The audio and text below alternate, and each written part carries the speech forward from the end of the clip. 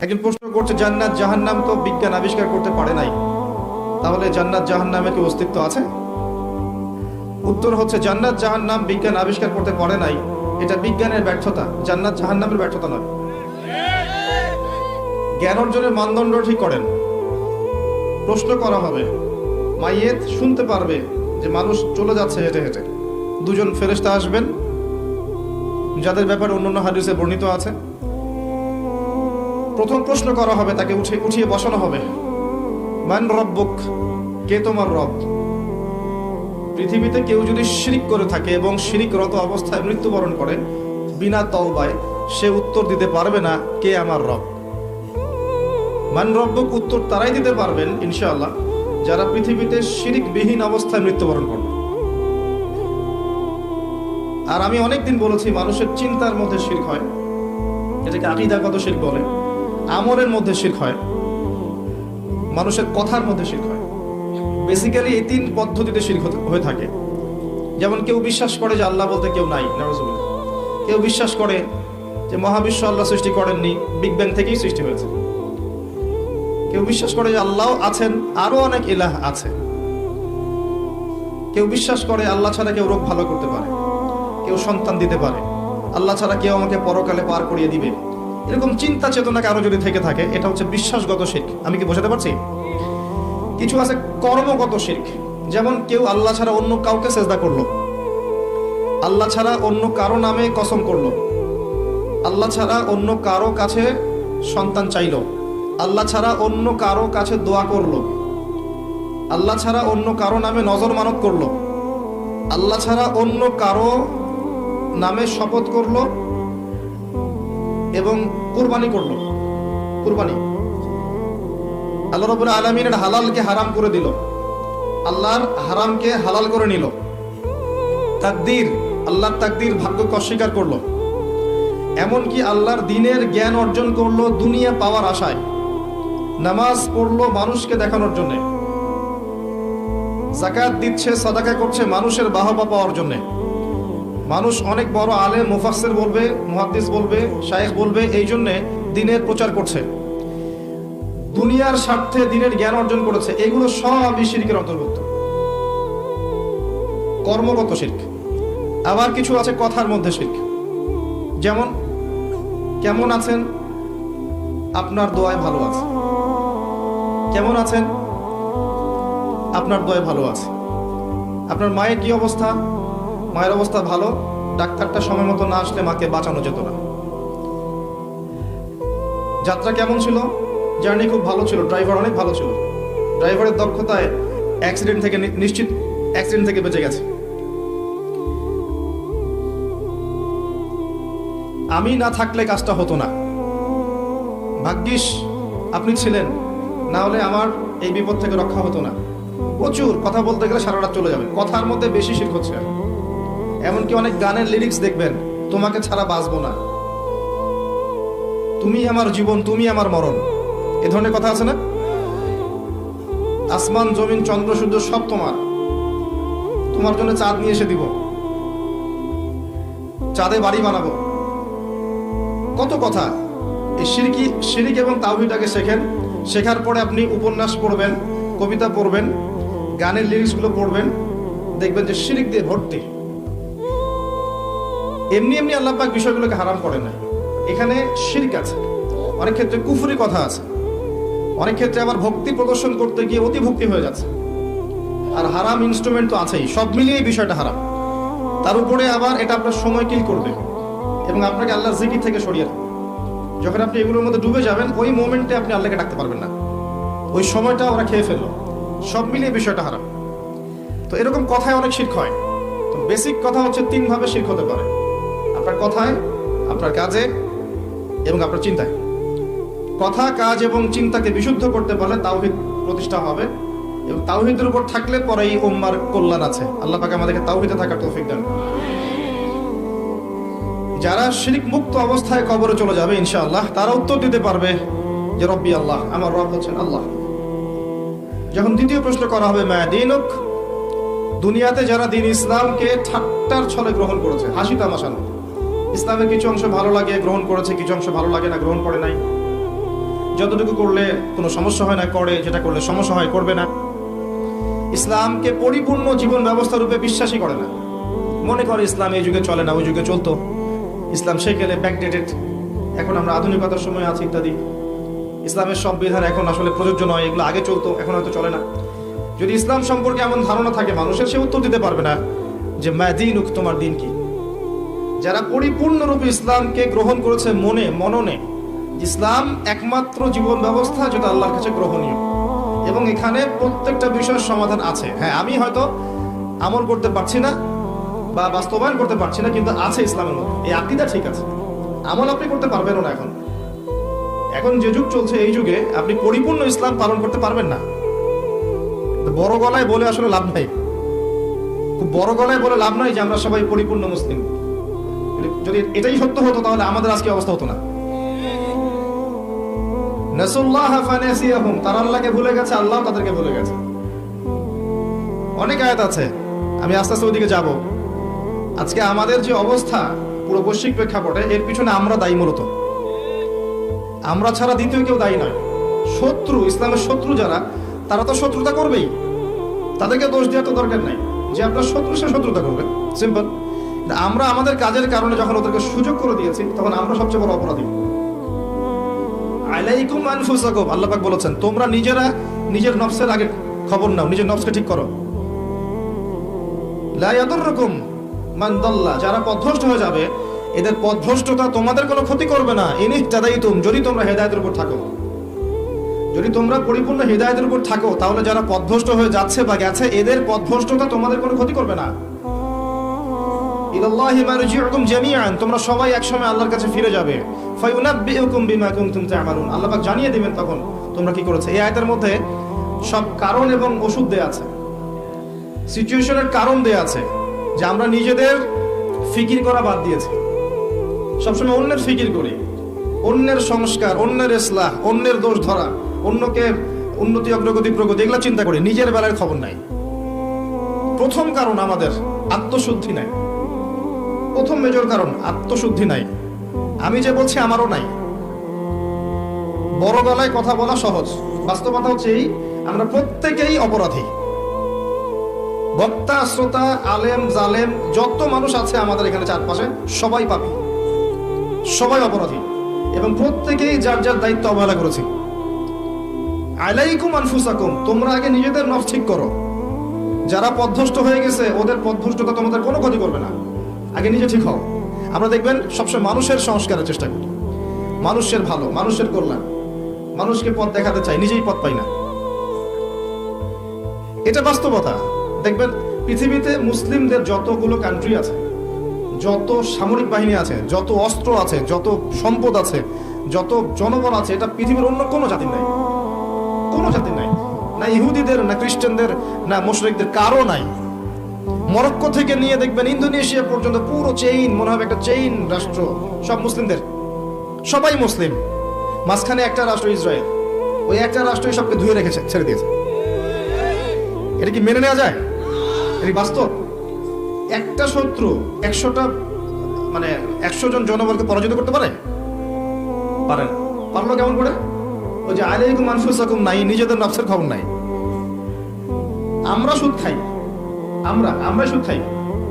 আমাদের ছেলেমেয়েরা জেনা করছে, আমাদের ছেলেমেয়েরা, আমাদের যুব সমাজ দেখবেন পর্ণাসক্ত, গার্লফ্রেন্ডের পিছনে সময় নষ্ট করছে।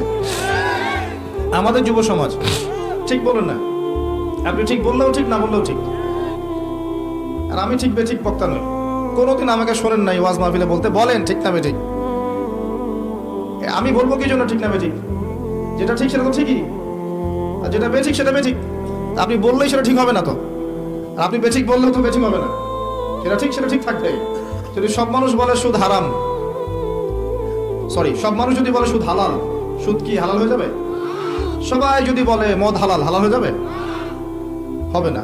পর্দা, আমরা বলছি পর্দা ফরজ, আর বেশিরভাগ মানুষ যদি বলে পর্দা করার দরকার নাই, পর্দা সেকেলে প্রথা, তাহলে কি পর্দা হারাম হয়ে যাবে? আল্লাহ যা বলবেন সেটাই ঠিক, রাসূল যা বলবেন সেটাই ঠিক, এর বাইরে কোনো ঠিক বেঠিক নাই। যে কথাটা বলছিলাম, দেখবেন আমরা মুসলিমরা সুদ খাই, আমরাই সুদ খাই। একজন মনে করেন নন মুসলিম, সে সুদ খাচ্ছে, ইহুদি সুদ খাচ্ছে, ধরেন খ্রিস্টান সুদ খাচ্ছে, ওদের সাথে আমাদের কি সম্পর্ক? ওদের কিতাবের মধ্যে তো সুদের এত ভয়াবহতা নাই, ওদের হাদিসের মধ্যে তো এত সুদ সম্পর্কে বিস্তারিত বলা নাই, এবং তারা তো মুহাম্মদ সাল্লাল্লাহু আলাইহি ওয়াসাল্লামকে স্বীকারও করে নাই। তারা তো প্রকাশ্যে আমাদের শত্রুতা করছে। ওদের কথা বাদ দেন, মুসলিমরা সুদ খাচ্ছে কেন? কোন উত্তর নাই। উত্তর হচ্ছে নিজের নফস নষ্ট হয়ে গেছে, দুনিয়া, পরকাল ভুলে গেছি। বাল তুসিরুনাল হায়াতাদ দুনিয়া, কিন্তু আল্লাহ বলেছেন ওয়াল আখিরাতু খায়রু ওয়া আবকা। মুসলিমরা মদ খাচ্ছে না? এমন মুসলিম জেনারেশন আছে না এখন, এই যে আমাদের ইয়াং জেনারেশন, এদের ম্যাক্সিমাম দেখবেন মাদকাসক্ত। মাদকাসক্ত বলতে বোঝাচ্ছি মিনিমাম স্মোক করে, এটাও তো মাদক। এখান থেকে শুরু হয়ে ইয়াবা পর্যন্ত যায়, এবং এদের মধ্যে বেশিরভাগই দেখবেন জেনারেল শিক্ষিত। মাদ্রাসার ছেলেপেলে কিন্তু এত বেশি এডিক্টেড না, খুব কম, হয়তো 1% হবে না, 2% হবে না। তাহলে কি শিক্ষা দিচ্ছি আমরা এখানে? মাদ্রাসার দিকে যে আঙ্গুল তুলছি মাঝে মাঝে, এখানে কি শিক্ষা দিচ্ছি? কলেজ ইউনিভার্সিটি তো আমরাও পড়েছি। ও যে অনেকদিন বলেছি, এক মিস বা মহিলা টিচার ক্লাস নিচ্ছে, তো ব্ল্যাকবোর্ড বাদ দিয়ে সব ছেলেরা ম্যাডামের দিকে তাকিয়ে আছে। ছেলেদের ক্লাস নিচ্ছে মহিলা শিক্ষিকা, এবং তার মাশাআল্লাহ পোশাকও সুবহানাল্লাহ টাইপের। তো ব্ল্যাকবোর্ড দেখা বাদ দিয়ে সব ওইদিকে দেখছে। আবার আমরা দেখেছি মেয়েদের ব্যাচ, ছেলে টিচার পড়াচ্ছেন, কোচিং প্রাইভেট, মাঝে মাঝে গায়ে হাত দিচ্ছেন, বলছেন সে তো আমার মেয়ের মতো। হ্যাঁ, অনেক সময় এমনও হয়েছে ছাত্রীর সাথে স্যারের প্রেম। হাসছেন? কত ঘটনা লাগবে আপনার, কতগুলো ঘটনা লাগবে এরকম, একটা কথাও মিথ্যা বলছি না। ইউনিভার্সিটিতে আন্দোলন হয়েছে, দেখবেন যে বান্ধবীর কোলে বন্ধু মাথা রেখে আন্দোলন করছে। এটা হয় না? অনেক ক্ষেত্রে এমন হয়েছে যে এই ছেলে আর মেয়ে একসাথে পড়াশোনা করছে, এই পড়াশোনা করতে করতেই দেখবেন এক পর্যায়ে প্রেমের পরে আস্তে আস্তে সম্পর্ক গভীর হয়, পিতামাতার অমতে অনেক ঘটনা ঘটে ফেলে। এরপরে দেখবেন একসময় ব্রেকআপ হয়ে যায়, তারপরে এই ছেলে হয় আত্মহত্যা করে অথবা মাদকের কাছে যায়, ওখানে প্রশান্তি খোঁজার জন্য, যেহেতু এখানে একটা বড় ছ্যাঁকা খেয়েছে। তারপরে যাবে মাদক থেকে মিউজিক, তারপরে গুন্ডামি করবে, মাস্তানি করবে, পড়াশোনা শেষ, লাইফটা ক্র্যাশ। প্রথমে একটা মেয়েকে দেখে ক্র্যাশ হওয়ার পরে পুরো লাইফটাই তার ক্র্যাশ হয়ে গেল। তো এই সুযোগটা কারা তৈরি করে দিল যে সবাই একসাথে পড়াশোনা করবে? এরা যতটা না দায়ী, সিস্টেম তার চেয়ে বেশি দায়ী। যদি এমন হতো ছেলেরা ছেলেদের জায়গায় ছেলে টিচার, মেয়েরা মেয়েদের জায়গায় মেয়ে টিচার, কোনো সমস্যা ছিল? উন্মুক্ত করে দিলেই সমস্যা হচ্ছে। তো মুসলিমরা উন্মুক্ত করছি, আমরা মুসলিমরা উন্মুক্ত করছি, এবং এখানে যদি কেউ হিজাব বা ইসলাম মেনে চলতে চায় তাকে অনুৎসাহিত করছে। সরাসরি হয়তো বলছি না, কিন্তু তার সাথে এমন আচরণ করছি যে তাকে ডিসকারেজ করা হচ্ছে, তাকে উৎসাহিত করা হচ্ছে না, তাকে মনস্তাত্ত্বিকভাবে আক্রমণ করা হচ্ছে। এবং অসংখ্য ঘটনা ঘটছে জেনার এবং ধর্ষণের, এই ফ্রি মিক্সিং এর কারণে। স্কুল থেকে শুরু করে কলেজ থেকে আপনার বিশ্ববিদ্যালয় থেকে শুরু করে দেখবেন অফিস আদালত, প্রতিটা জায়গাতেই ফ্রি মিক্সিং। এটা সমাজের কাঠামোটা ভেঙে দিয়েছে। এটা আমরা মুসলিমরা করেছি, অমুসলিমরা করে দেয়নি। আলাইকুম আনফুসাকুম, নিজের দিকে দেখেন আগে, নিজের চরকায় তেল দেন। আমাদেরকে দেখেন, আমরা সুদ খেয়েছি, আমরা মাদক খেয়েছি, আমরা ফ্রি মিক্সিং অনুমোদন দিয়েছি, আমরাই ফ্যামিলিস্ট রেভলিউশন করেছি। মেয়েদেরকে আমরা বাইরে বের করে এনেছি, পোশাক চেঞ্জ করে দিয়েছি, ছেলের পোশাক মেয়ে, মেয়ের পোশাক ছেলে। এবার এভাবে সমাজ চলছে। এর উপর আবার পর্নোগ্রাফি আছে, ভিতরে পর্ন দেখে যুব সমাজ, যুবতীরা সবাই দেখে, আর বাইরে বের হয়ে স্যুট প্যান্ট টাই পরে ঘোরে, মনে করে আমি খুব ভালো মানুষ। বাইরের চরিত্রটা আসল রূপ নয়। এভাবে চলছে এই কাজগুলো, কিন্তু আমরা করছি। আমি নিজেদের কথা বলবো আজকে, বাইরের কারো কথা বলবো না। শুধু আমাদের দিকে দেখেন, শুধু মুসলিমদের দিকে দেখেন। বাইরের মানুষের দিকে আঙ্গুল তোলা আমি বন্ধ করে দিয়েছি এখন। নিজে ঠিক না হলে বাইরের দিকে চোখ তুলে কোনো লাভ নাই। আমরা নিজেরা যদি ঠিক না হই, বাইরের দিকে আঙ্গুল তুলে কোনো লাভ নাই। বড় বড় স্লোগান দিয়ে কিচ্ছু হবে না, বিশ্বাস করেন। ইসলামের অনেক চূড়ার ইবাদত আছে, ভিত্তি ঠিক না করলে চূড়ার ইবাদত করে লাভ হবে না। একটা বাড়ি তৈরি করছেন, 20 তলা ফাউন্ডেশন দিয়েছেন, একটা ফাউন্ডেশন ঠিক নাই, তাহলে আমি কি ছাদ বসাতে পারবো? ফাউন্ডেশন ঠিক নাই। মুসলিমদের ম্যাক্সিমাম দেখবেন আকীদা ঠিক নাই, কোনটা শিরক কোনটা তাওহীদ বুঝতে পারে না। কত মুসলিম আছে শিরক কাকে বলে ডেফিনেশন জানে না। শিরক কাকে বলে, শিরকের প্রকারভেদ কি কি, কোন কোন কাজ করলে শিরক হয়। আর শিরক তো এমন ইবাদত যেটা আমলনামায় থাকলে আমলনামা ডিলিট হয়ে যাবে। কারো আমলনামায় যদি শিরকের পাপ থাকে, শিরকের পাপ, আমলনামার নেকিগুলো নষ্ট হয়ে যাবে। সূরা জুমারের মধ্যে আল্লাহ পাক বলেছেন, লাইন আশরাকতা লা ইয়াহবাতান্না আমালুকা, তুমি যদি শিরক করো হে নবী, তোমার আমল নষ্ট করে দেব আমি। সেখানে আমরা কি শিরক সম্পর্কে আমরা ওয়াকিফাল নই। মুসলিমদেরকে দেখেন, 5 ওয়াক্ত নামাজ কয়জন মুসলিম পড়ে? বেসিক কথায় আসেন, নামাজ তো বেসিক ইবাদত, তাই না? জামাতের কথাও না হয় বাদ দিলাম, মনে করেন জামাতের কথাও বাদ দিলাম, বেসিক জামাত ইসলামের কথা বলছি না, আবার মসজিদে জামাতের নামাজের কথা বলছি, মসজিদে নামাজের কথা বলছি, জামাতের কথা বাদ দেন। বেসিক বাসায় 5 ওয়াক্ত নামাজ কয়জন পড়ে? হাত তোলেন দেখি। আপনি জরিপ করেন, দেখেন বাসায় 5 ওয়াক্ত নামাজ কয়জন পড়ে দেখবেন। এবার বলেন জামাতে গিয়ে নামাজ পড়ে 5 ওয়াক্ত কতজন মুসলিম? আবার দেখবেন ফজর এশা জামাত কতজন পড়ে। নামাজটা দেখেন, নফল সুন্নত মোস্তাহাব পরে আসেন, ফরজ নামাজের কথায় আসেন। ফরজ জিনিস যে মুসলিম নারীরা পর্দা করবে, সিম্পল, এটা আমাদের পোশাক। মানে আমরা যেমন এই যে গেঞ্জি পরি, শার্ট প্যান্ট পরি, নর্মালি হচ্ছে মেয়েদের পোশাক হচ্ছে মেয়েরা পর্দা করবে, এটা আল্লাহ নর্মাল পোশাক দিয়েছে। আর যারা নর্মাল পোশাকটা পরছেন এরা পশু। পশু নিজের সতীত্ব বুঝবে না, সে তার সম্ভ্রম বুঝবে না। একজন মানুষ তো বুঝবে তার সম্ভ্রম কি জিনিস। আপনি সতর ঢেকে রাখেন না, এটা নর্মাল পোশাক, সাধারণ পোশাক। তাদের পুরো দেহটাই তো সতর, ওরা ঢেকে রাখবে, পর্দা করবে, সতর, স্বাভাবিক, এটা নর্মাল। কতজন মুসলিম নারী এখন পর্দা করে এটা দেখবেন। তবে আপনাদের এদিকে পর্দার প্রচলন বেশি, এটা আমি জানি, আলহামদুলিল্লাহ, এটা আল্লাহ শুকরিয়া। তবে দিন দিন মেয়েদের পর্দা বাড়ছে, এটা ঠিক। যতই মেয়েদেরকে বেপর্দা করার চেষ্টা করা হচ্ছে, আলহামদুলিল্লাহ মেয়েদের বোরখার সংখ্যা বাড়ছে। কি বোরখা পড়ছে সেটা পরের কথা, বোরখার সংখ্যা বাড়ছে। এরপরে যারা পড়ছে ওদেরকে আমরা রিকোয়েস্ট করবো যে ডিজিটাল বোরখাটা ছেড়ে দেন, যেটা পরে আপনার দেহের কাঠামো বোঝা যায়, এটা ছেড়ে দেন। ছেড়ে দিয়ে এমন একটা বোরখা বানান যেটা ঢিলে ঢালা, যেটা পরলে আপনার দেহের কাঠামো বোঝা যায় না। উৎসাহিত করেন, যেহেতু তারা পড়েছে, সেলোয়ার কামিজ থেকে এই বোরখা এসেছে, ইনশাল্লাহ এই বোরখা থেকে খাস পর্দাও যাবে ইনশাল্লাহ। উৎসাহিত করা উচিত। এবং কোন কোন ক্ষেত্রে তারা ইমানের দিক থেকে পুরুষদের অগ্রগামী। হ্যাঁ, অনেক ক্ষেত্রে এমন আছে, আমরা ওদেরকে সুযোগ দেই না বলে। অনেক ক্ষেত্রে মেয়েরা অনেক বেশি স্ট্রং ইমানের দিক থেকে। কয়দিন আগে একজন প্রমাণ করে দেখালো না? দিন দিন ছেলেরা মেয়ে হচ্ছে সাইকোলজিক্যালি, আর মেয়েরা ছেলে হচ্ছে। এখনকার যুব সমাজকে দেখবেন, কথাবার্তা, চাল চলন, ওঠা বসা, পোশাক আশাক, মানে চলন বলন, সব দিক থেকে নারী নারী ভাব একটা। গলার ভয়েস, কথা বলার স্টাইল, পোশাক আশাক, অঙ্গভঙ্গি, রুচিবোধ, সব দেখবেন মেয়েদের মতো হয়ে গেছে। পুরুষের সেই গায়রত, শৌর্যবীর্য, ব্যক্তিত্ব, গলার ভয়েস কিছুই নাই, দেখবেন, খেয়াল করে দেখেন। আর মেয়েদেরকে দেখবেন তারা দিন দিন ছেলের মতো শেপ নিচ্ছে। ওদের গলার ভয়েস চেঞ্জ হচ্ছে, অ্যাটিটিউড চেঞ্জ হচ্ছে, বডি ল্যাঙ্গুয়েজ চেঞ্জ হচ্ছে, পোশাক চেঞ্জ হচ্ছে, এবং সমাজে পুরুষদের জায়গায় তারা চলে আসছে। মাশাআল্লাহ, এটা আমাদের জন্য অপমানজনক। এবং অনেক ক্ষেত্রে ইমানের ক্ষেত্রে তারা পুরুষদের অগ্রগামী হয়েছে, এটা আমরা বুঝতে পারছি। দিন দিন যখন পুরুষদের গায়রত কমে যাবে, আল্লাহ পাক মেয়েদের হাতে পতাকা দিবেন ইনশাআল্লাহ। দেখেন, একজন নারী ইসমাইল আলাইহিস সালামের মতো সন্তান জন্ম দিতে পারে। একজন নারী, একজন মুত্তাকি দিনদার মেয়েই পারবে ওমর রাদিয়াল্লাহু আনহু, খালিদ বিন ওয়ালিদ রাদিয়াল্লাহু আনহু, তাদের মতো প্রজন্ম জন্ম দিবে।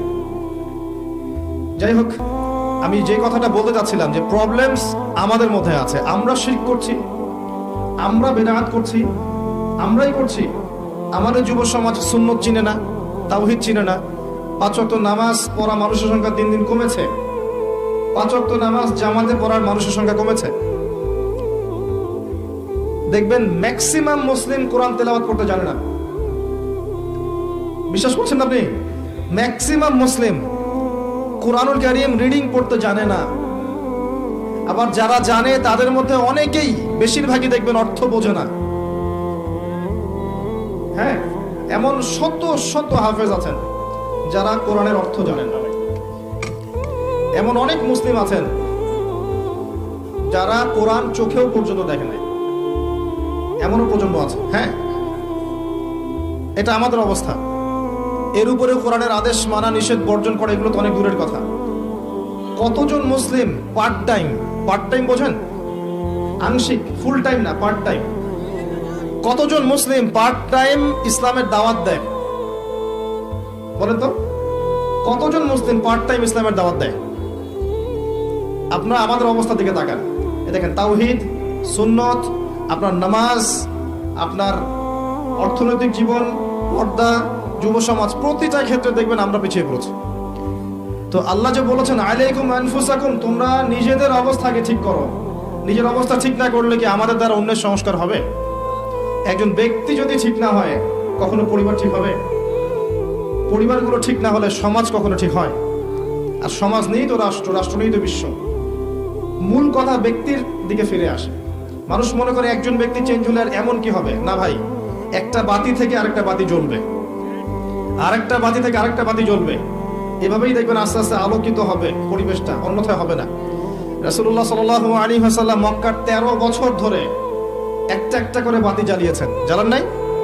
এই বসেন এখানে, কি সমস্যা আপনার? এ ফটো সেশন করতে আসছেন এখানে? আশ্চর্য একটা ব্যাপার। এখানে কোরআনের কথা হচ্ছে, হাদিসের কথা হচ্ছে, আপনি পিকচার তুলছেন। সুবহানাল্লাহ, এই হচ্ছে অবস্থা। আল্লাহ পাক সূরা আরাফে বলেছেন ওয়ালাকাদ যারা'না লিজাহান্নামা কাসীরাম মিনাল জিন্নি ওয়াল ইনস লাহুম কুলুবুন লা ইয়াফকাহুনা বিহা। প্রচুর মানুষ আর জিনকে দিয়ে আমি জাহান্নাম পূর্ণ করব। কি অপরাধ? কলব দিয়েছিলাম, উপলব্ধি করতো না। যতগুলো কথা বলেছি একটাও কানে ঢোকে নাই। কুলুবুন লা ইয়াফকাহুনা বিহা, হৃদয় দিয়েছি, উপলব্ধি করে না। ওয়ালাহুম আযানুন লা ইয়াসমাউনা বিহা, কান দিয়েছি, শোনে না। ওয়ালাহুম আ'য়ুনুন লা ইউবসিরুনা বিহা, চোখ দিয়েছি, দেখে না। উলাইকা কাল আনআম, আল্লাহ পাক বলেছেন এরা হচ্ছে গবাদি পশুর মতো। দে জাস্ট লাইক ক্যাটলস, গবাদি পশু। বাল হুম আদাল, বরং তার চেয়েও নিকৃষ্ট। ওয়া উলাইকা হুমুল গাফিলুন, এরা গাফিল সম্প্রদায়। আল্লাহ বলেছেন এই আয়াতের মধ্যে।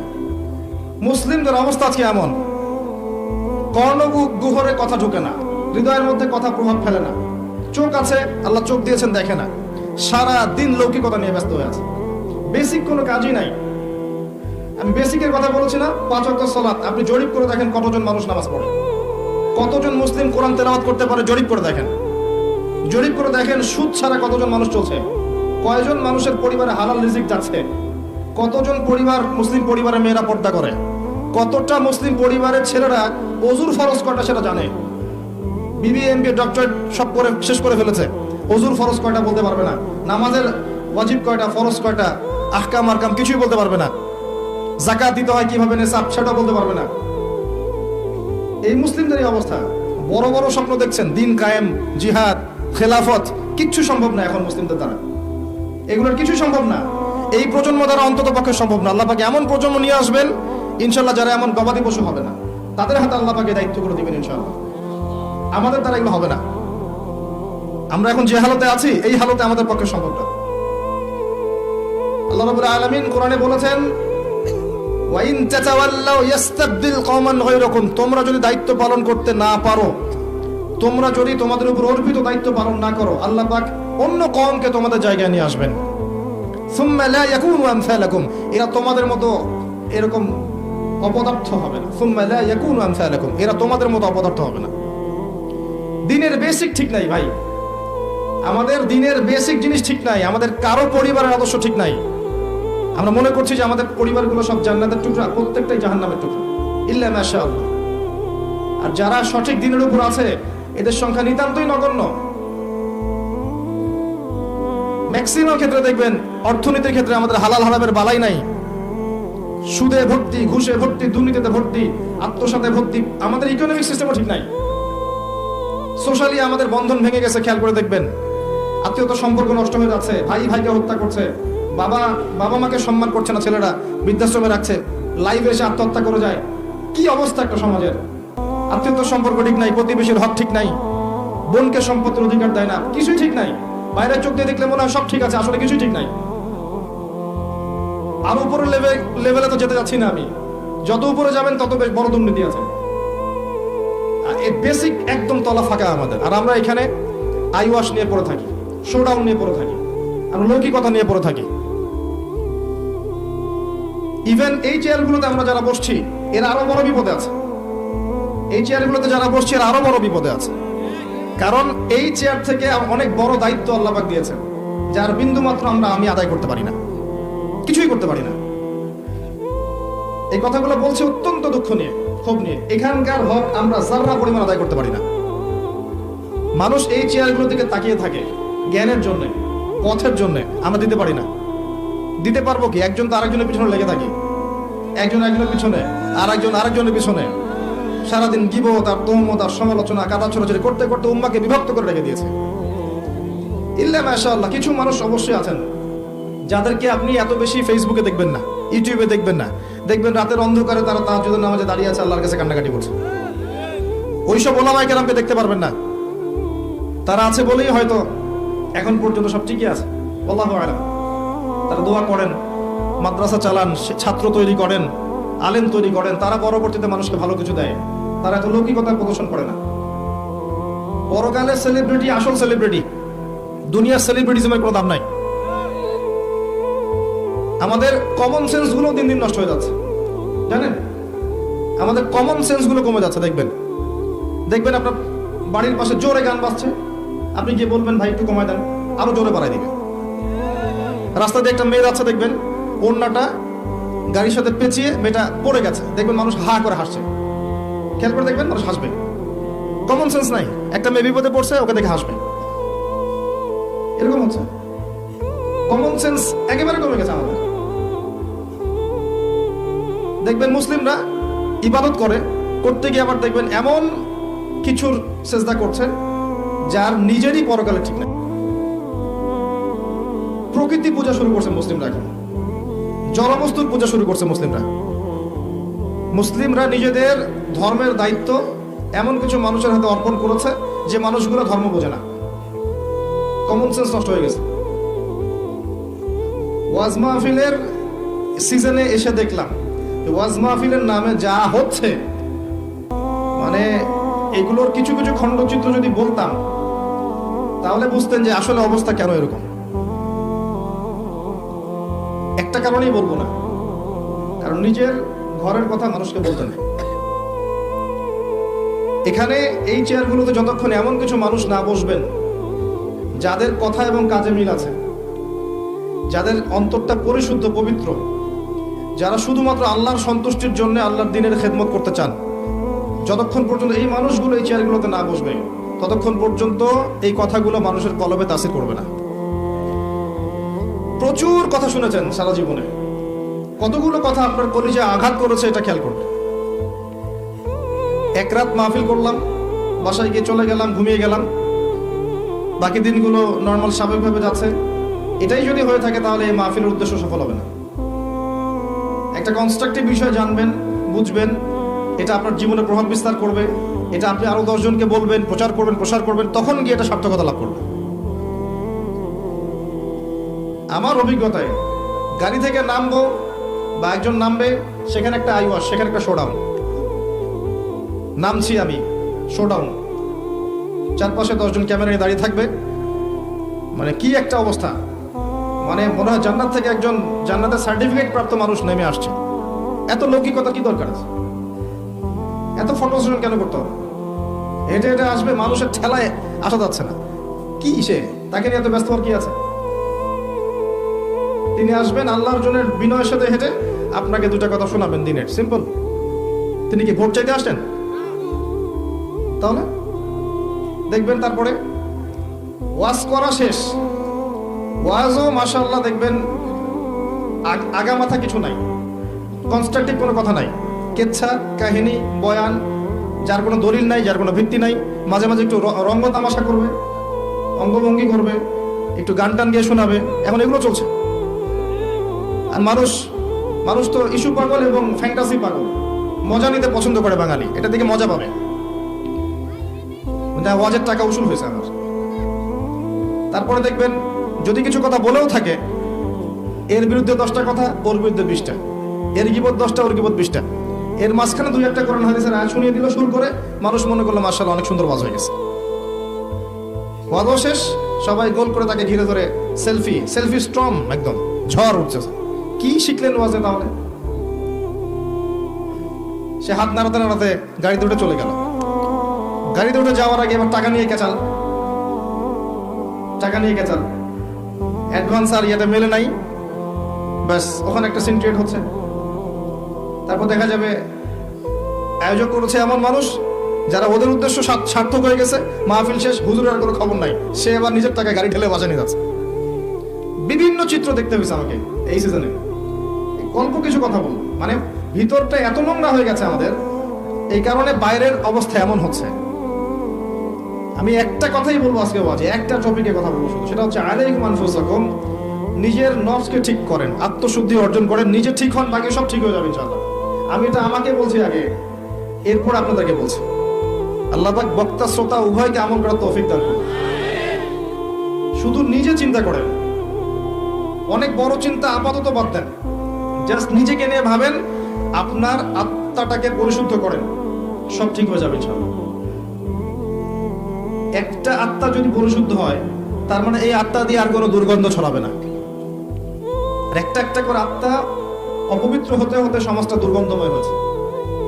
কি জিনিস? আপনার দেহটাই শুধু দেহ নয়, এর সাথে একটা আত্মা আছে। আত্মা আসলো কোথা থেকে? রুহের জগৎ থেকে। এই জায়গাটা ভালো করে বোঝেন, আত্মা কোথা থেকে আসলো? রুহের জগৎ থেকে। এটা কোথায়? আলামে আরওয়াহ, যেখানে আমাদের আত্মাগুলোকে রাখা ছিল। আল্লাহ রাব্বুল আলামিন আত্মাগুলোকে সৃষ্টি করেছেন, একটা জগতে রেখেছেন, জগৎটার নাম দিয়েছেন আলামে আরওয়াহ। আদম সন্তানের সমস্ত আত্মাগুলো সেখানে ছিল। এখান থেকে আত্মাটাকে আপনার মায়ের গর্ভে এনে দেওয়া হয়েছে। যখন আপনার আমার বয়স ছিল 4 মাস 10 দিন বা এরকম সামথিং লাইক দ্যাট, এরকম, তখন আত্মাটা নিয়ে এসেছেন একজন ফেরেশতা, এনে ফুঁকে দিয়েছেন এবং লিখে দিয়েছেন আপনি বাঁচবেন কতদিন, রিজিক কি হবে, সৌভাগ্যবান হবেন না দুর্ভাগ্যবান হবেন, সব লেখা হয়ে গেছে। এটা আপনার মায়ের গর্ভে থাকা অবস্থায় হয়েছে। সবার ক্ষেত্রে এটা হয়েছে, আমার আপনার সবার ক্ষেত্রেই। তাকদীর নিয়ে এত বিচলিত হওয়ার কিছু নাই, এটা লেখা হয়ে গেছে। এরপরে আপনি যখন ভূমিষ্ঠ হয়েছেন, আস্তে আস্তে আস্তে আস্তে আপনি বড় হয়েছেন। আপনার দেহটা শুধু বড় হয়নি, আপনার ভিতরে একটা আত্মাও ছিল, এরও কিছু চাহিদা এসেছে।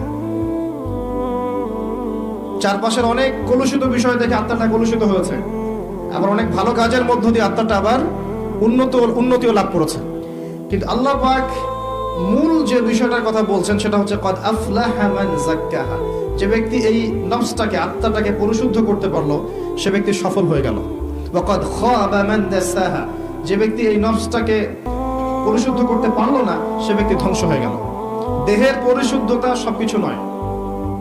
দেহের যে ইবাদতগুলো আছে, আমাদের নামাজ, যাকাত দিচ্ছি, অর্থনৈতিক ইবাদত, নামাজ পড়ছি, ফিজিক্যাল ইবাদত, হজ করছি, উমরা করছি, রোজা রাখছি, এই ইবাদতগুলো পূর্ণতা পাবে না যতক্ষণ পর্যন্ত আত্মা পরিশুদ্ধ হচ্ছে না।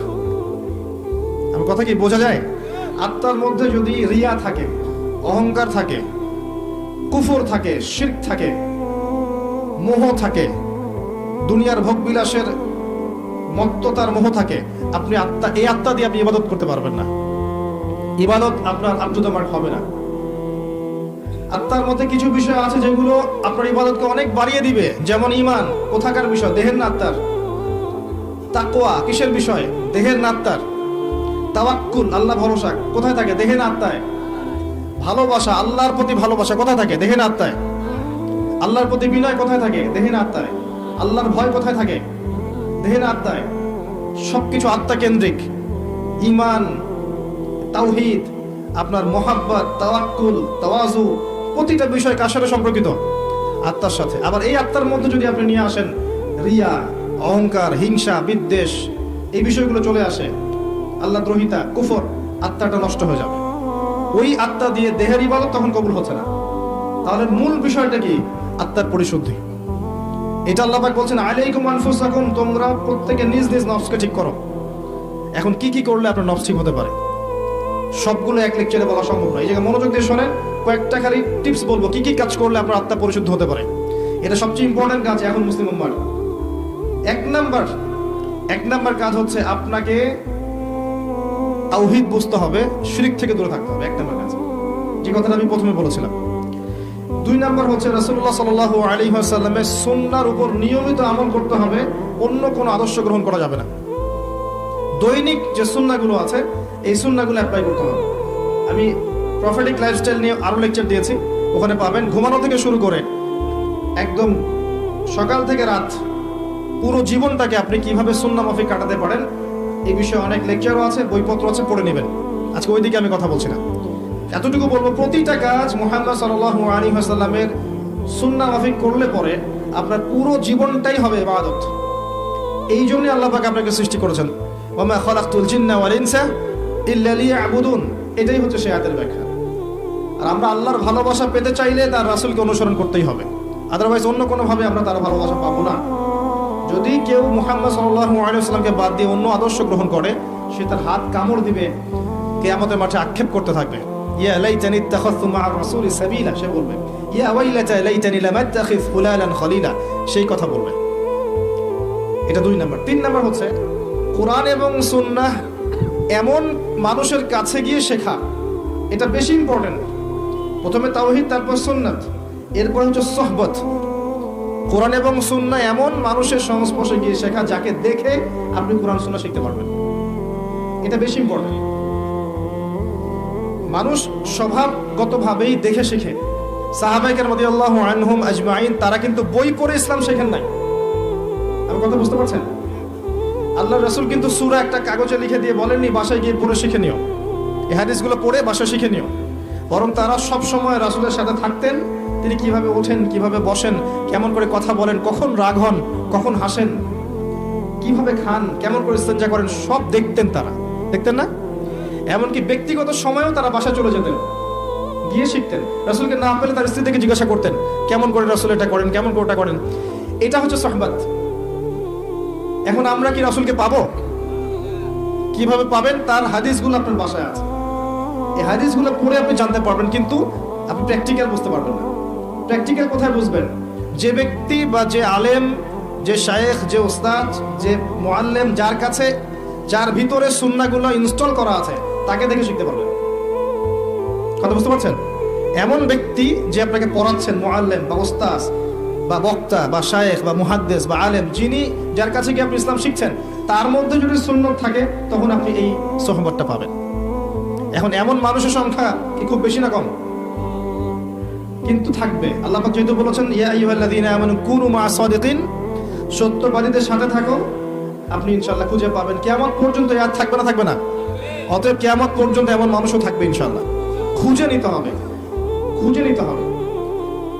ডিফিকাল্ট আপনার জন্য, কারণ আপনি বাহ্যিকভাবে যাদেরকে দেখে মনে করছেন ইসলামের একদম কান্ডারি, দেখবেন তাদের ভিতরে ইসলাম নাই। এমন অনেক মানুষ আছে, আছে না? বাহ্যিকভাবে দেখে মনে হবে দিনের কান্ডারি, ভিতরে নিজের ইসলাম নাই। তো এখানে আল্লাহর কাছে দোয়া করতে হবে, আল্লাহ যেন আমাদেরকে উত্তম ওস্তাদ দান করেন, উত্তম শায়েখ দান করেন, উত্তম আলেম দান করেন, যাদেরকে দেখে আমরা দিন শিখতে পারি। এটা সোহবত। সোহবত ছাড়া আত্মশুদ্ধি হবে না, কারণ আপনার আমার মধ্যে কি ভুল ত্রুটি হচ্ছে এটা তারা ধরিয়ে দিতে পারবেন।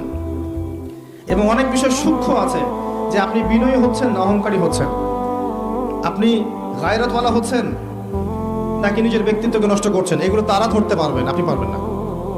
নূর আছে যাদের মধ্যে, আল্লাহর নূর যাদের মধ্যে আছে, তাদেরকে দেখে শিখতে হবে। কিভাবে? মুসা আলাইহিস সালামের মতো। মনে আছে মুসা আলাইহিস সালাম সফর করলেন খিজির আলাইহিস সালামের কাছে যাবেন বলে, তার কাছে জ্ঞান শিখবেন বলে। খিজির আলাইহিস সালামের সাথে সফর করে তিনি জ্ঞান শিখলেন। যেই খিজির আলাইহিস সালাম আল্লাহর নূর দিয়ে দেখছিলেন, যেটা মুসা আলাইহিস সালাম দেখতে পারেন নাই।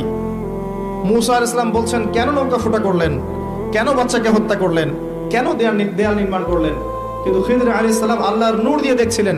তিনি বলেছেন, যদি নৌকা ফুটা না করতাম তাহলে জলদস্যু নিয়ে যেত, যদি বাচ্চাকে হত্যা না করতাম বাচ্চা বড় হয়ে বড় কাফের হতো, যদি এই দেয়াল নির্মাণ না করতাম এর নিচে থাকা গুপ্তধন এই এতিম বাচ্চারা পেত না। পরে দেখেন সূরা কাহফ। বাহ্যিক চোখ দিয়ে মুসা আলাইহিস সালাম যা দেখেছেন তা সত্য ছিল না, আল্লাহর নূর দিয়ে, অন্তর্দৃষ্টি দিয়ে খিজির আলাইহিস সালাম যা দেখেছেন এটা ছিল সত্য। ওইরকম মানুষের কাছে যেতে হবে, তাহলে কি আপনি আত্মশুদ্ধি অর্জন করতে পারবেন। সোহবত ছাড়া হবে না, একা একা হবে না। আর যদি এমন কাউকে না পান তাহলে কি হবে? তাহলে যারা দিনদার মানুষ তাদের কমিউনিটির মধ্যে থাকেন, যারা দুনিয়াদার, দুনিয়া নিয়ে পড়ে আছে, সারাদিন দুনিয়ার ফিকির, এদের সাথে মিশিয়েন না। কথা বুঝতে পারছেন না? দুনিয়াদারদের সাথে বেশি মিশেন না, যারা দিনদার ওদের সাথে মেশেন। যে আপনাকে পরকালে কথা স্মরণ করাবে এর সাথে মেশেন, ইনশাল্লাহ আপনি আল্লাহ নূরের মধ্যে থাকবেন। যত দুনিয়ার ভিতরে ঢুকবেন তত আপনি হারিয়ে যাবেন, দুনিয়ার মধ্যে যত ঢুকবেন তত হারিয়ে যাবেন।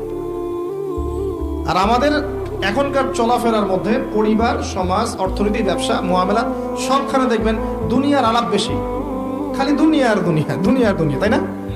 খুব কমই হয় মৌতের কথা কতবার আলোচনা করা হয় বলেন দেখি?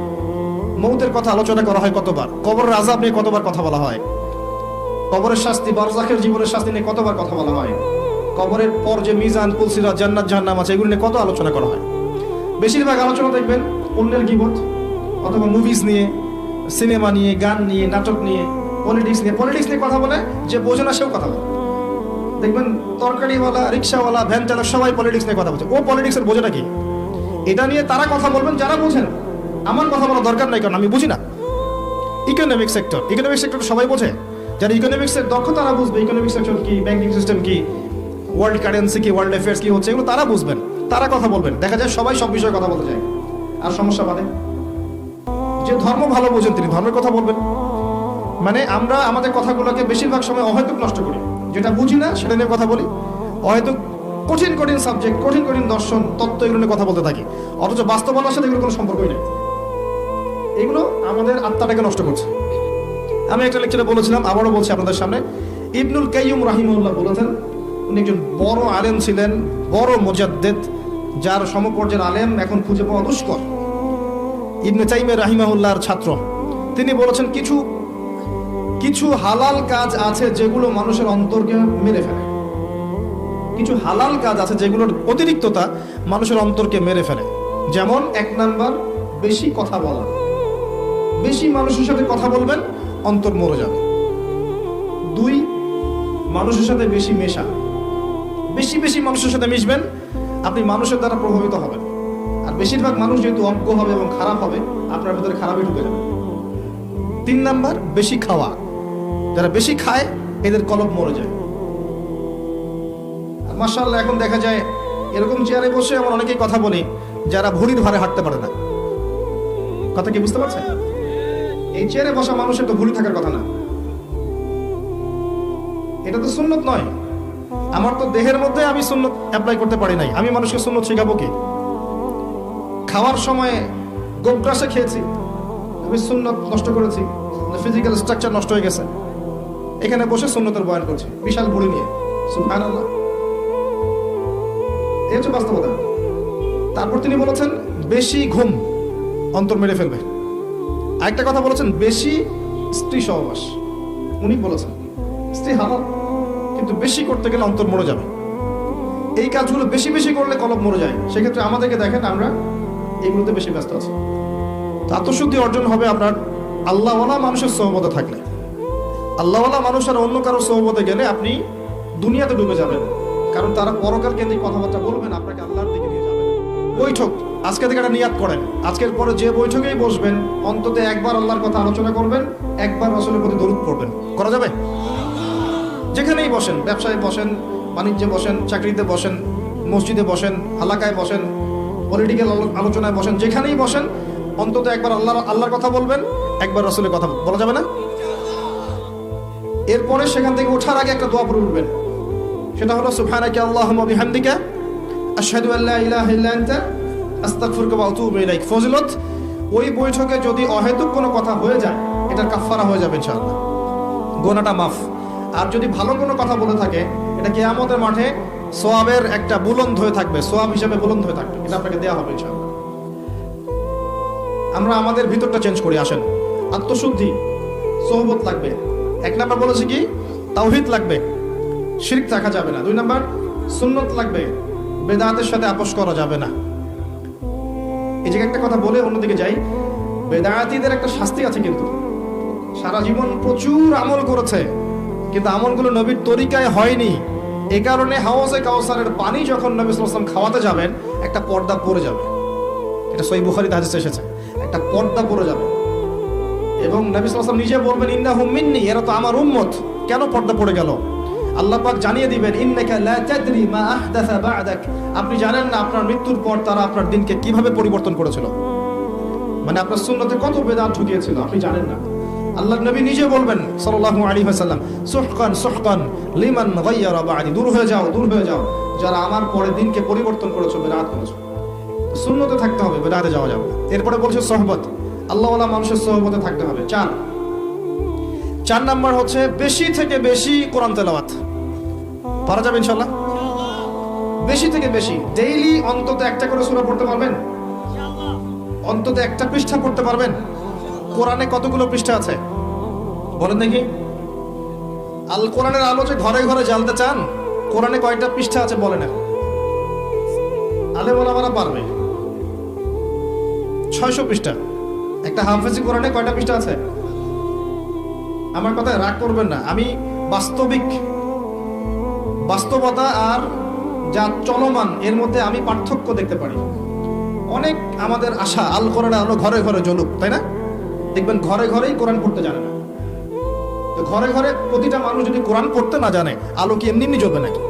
তো আসলে অযথা স্লোগান দিয়ে লাভ আছে? সুন্নতের আলো ঘরে ঘরে জ্বালো, খুব সুন্দর কথা, মাশাআল্লাহ। তো প্রত্যেকটা ঘরে ঘরে তো সুন্নতের পাবন মানুষ লাগবে নাকি? এমনি এমনি জ্বলবে?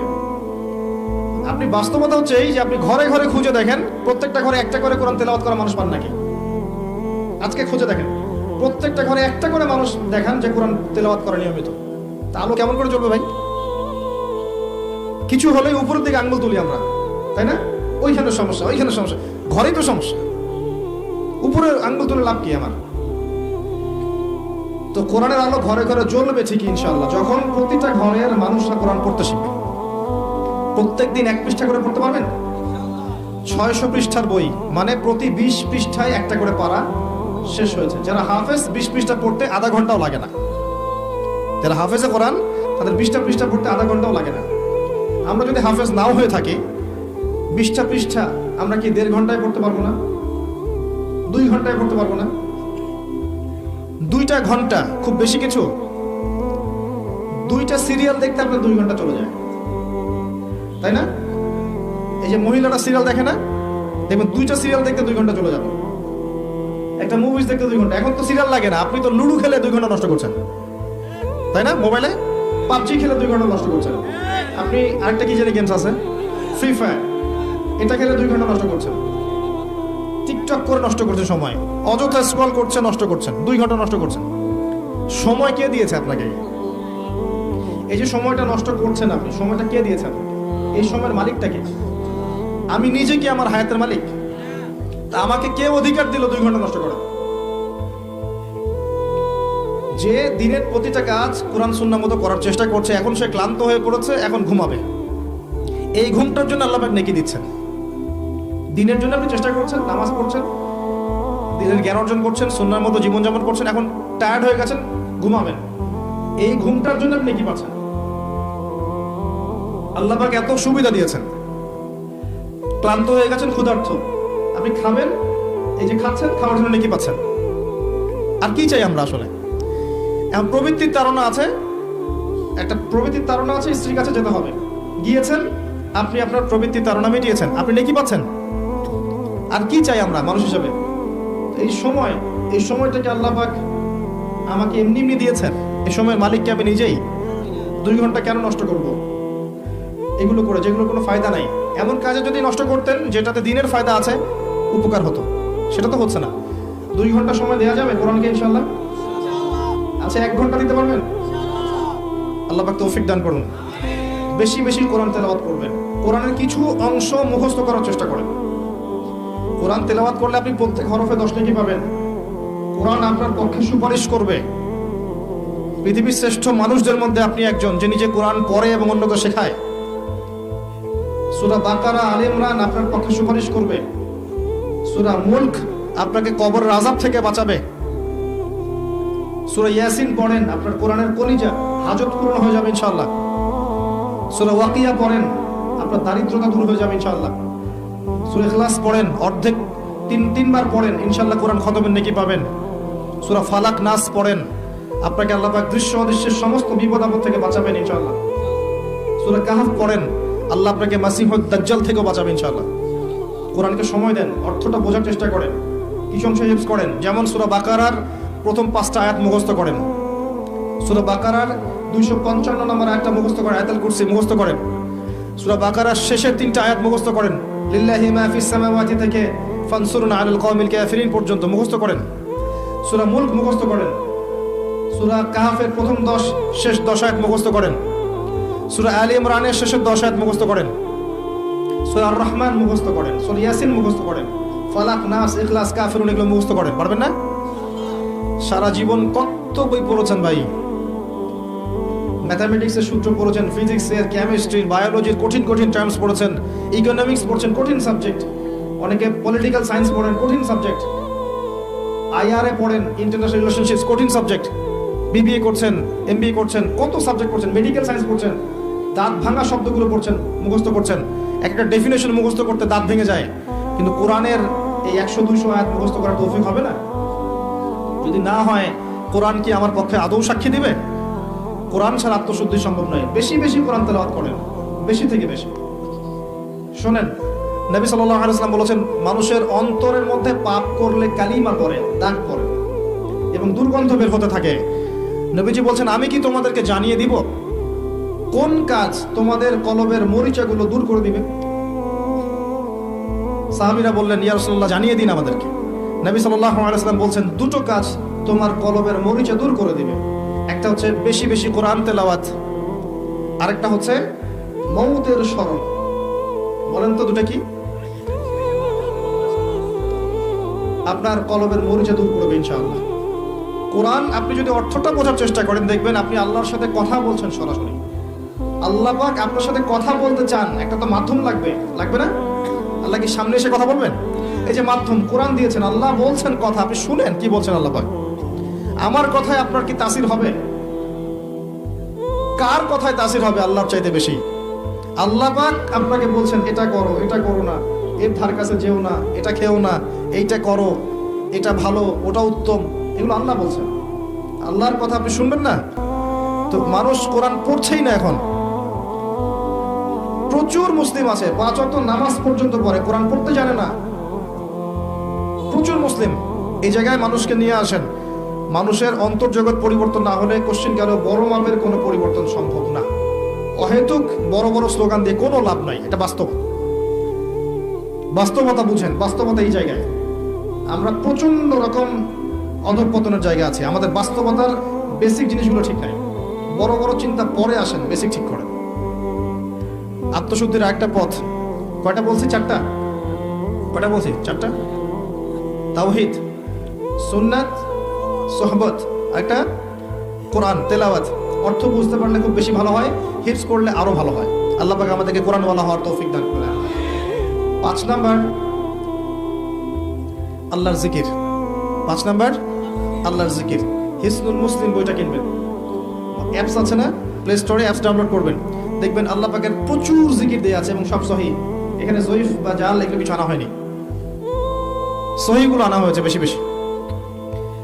এবং সকাল সন্ধ্যায় আল্লাহর জিকির করতে ছাড়বেন না। আল্লাহ পাকের কিছু কমন জিকির আছে, নিয়মিত করবেন, ছাড়বেন না। প্রতিটা কাজ করার আগে দোয়া পড়বেন, সকাল সন্ধ্যা জিকির করবেন। যুব সমাজ যদি ঘুমানোর দোয়া না জানে, এর চেয়ে ব্যর্থতার কিছু নাই। খালি এতটুকু জানে খাওয়ার আগে বিসমিল্লাহ বলতে হয়, শেষে আলহামদুলিল্লাহ বলতে হয়। অথচ বাথরুমে যাওয়া, বের হওয়া, খাওয়া, ওঠা, ঘুমানো, চলাফেরা, কত জিকির আছে, কত দোয়া আছে। এগুলো যদি ওরা না করে, না জানে, তাহলে আত্মশুদ্ধি অর্জন করতে পারবে না। কয়েকটা কমন বলে দিচ্ছি। ডেইলি প্রতিদিন 100 বার বলবেন সুবহানাল্লাহ। পারা যাবে? কতক্ষণ সময় লাগবে? 5 মিনিটও লাগবে না। সুবহানাল্লাহ বলবেন, আল্লাহকে ফিল করে। সুবহানাল্লাহ মানে আল্লাহ পবিত্র, আল্লাহ পবিত্র।